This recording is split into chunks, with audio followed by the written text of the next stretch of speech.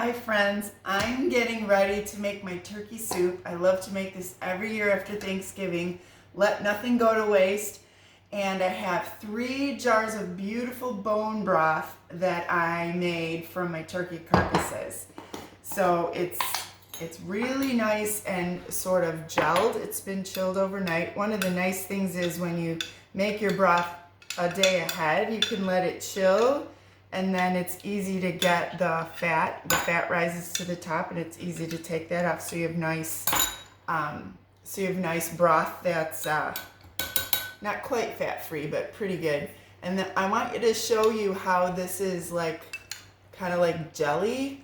That's because all those minerals from the bones are in the broth, which is really healthy for you.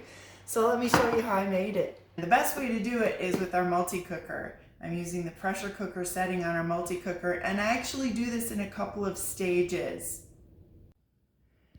You can see that there's quite a bit of meat still on the bones, even though we cut off as much as we could for sandwiches and second turkey dinner, but there's still some on there, and I don't want to waste that.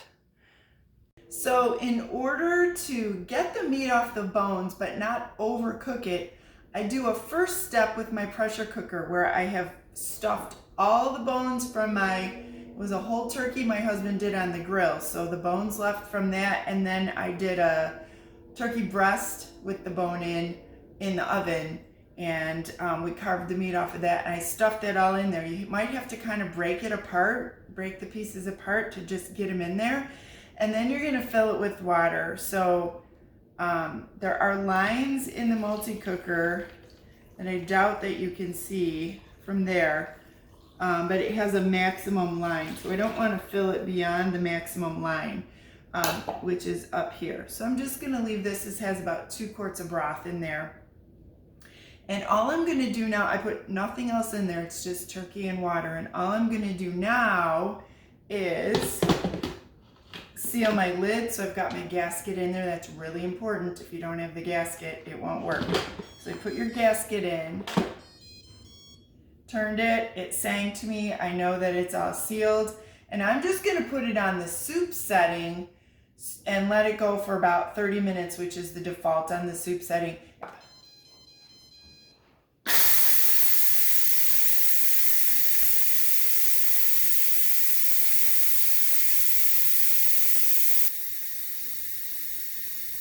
There was a lot of steam in there.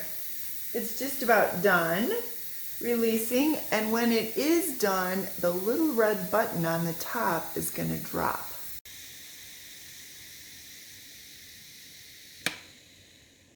So now I've got really well cooked turkey that's turkey meat that's falling off the bones, and I'm going to be able to pull these pieces of turkey out of here. Let them cool. They're literally falling apart. Let them cool down a little bit and take some of that meat off those bones. But I'm gonna then, after I save the meat, I'm gonna throw all the bones back in here with a chunk of carrot, a chunk of onion, a chunk of celery, and or whatever seasonings you like. And then I'm just gonna cook it some more for about 2 hours on that soup setting. Okay, now we're on to step 2, and this is what really makes the broth. Now, in step 1, I cooked it for a little while just so I could get some more meat off the bones. I kept all the nice meat that I wanted to put back into my soup. I'm going to seal that up and put that in the fridge. It does require kind of going through it and making sure you get every little bit of bone and everything out of there. And if you're like, you know what? Nope, not doing that. You don't have to. You could just stuff all your bones in here with your water originally, cut all the meat off your bones that you want to save, and then just stuff whatever's left on the bones, the whole thing in there with some water. And then you're going to add a stalk of celery cut up and a carrot cut up. And I've got a couple chunks of onion. I didn't even peel them because you know what, that peel gives the broth a nice color, and we're going to strain all of this broth anyway, so it doesn't matter about any of that. I do need to add a little bit of vinegar, about a tablespoon. I'm just going to pour a little bit in there.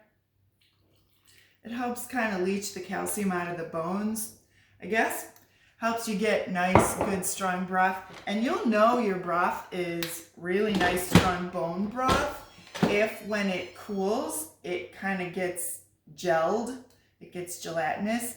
That's good because all that, it'll, as soon as you heat it up, it gets all liquid again. But that means it's got all those good substances in there that are really good for you. So again, this could be your first step. This is my second step because I wanted to save a little bit more of the meat. But now I've got it back on my soup setting. Push it once. And now I'm going to crank it up to 2 hours.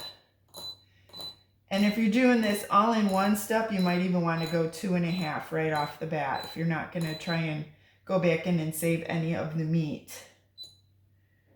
Okay, whoops, there we go, 2 hours. Now I'm just going to push and hold.